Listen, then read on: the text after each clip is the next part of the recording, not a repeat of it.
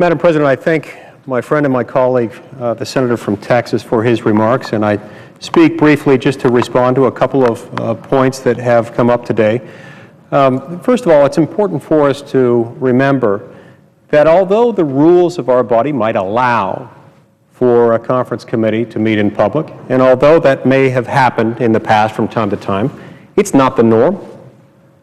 In asking around to some senior staff members who have been here longer than I have, it typically hasn't happened in recent years. In fact, it's become relatively rare in recent years. So to suggest that it necessarily is an open process because it has the capacity to be made into an open process, those are not the same things.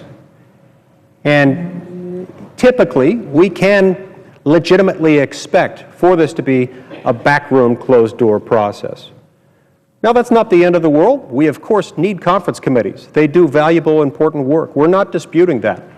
We're not disputing the fact that sometimes it's important for conference committees to meet in order to attempt to reconcile competing versions of the same legislation, one passed in the House and one passed in the Senate. But what we're talking about here is a very limited request to limit the scope of their work so as to exclude the possibility of a debt limit increase without the 60-vote threshold. It's also important to remember that although this is the procedure that the majority has chosen to use in order to try to get to a conference committee, it's not the only way. In fact, it's possible to do this without unanimous consent.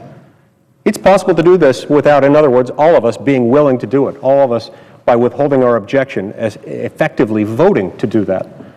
If, as has been suggested, the other body does in fact want to go to conference, the other body could take the budget that we passed, could slap their amendments on top of it, could even replace most or even all of our budget with theirs, send it back over, and at that point, it's my understanding, we could go to conference without the need for a unanimous consent. So there are other ways. This is just the way that the majority has chosen to go. The majority has every right to do that, and we have every right to object. That we do, and that we will continue to do until such time as it either becomes unnecessary or until such time as the majority agrees to modify the request along the lines that we've specified, so as to permit and ensure that any debt limit discussions and votes will take place subsequent to the normal order and subject to a 60-vote threshold. Thank you, Madam President. I yield the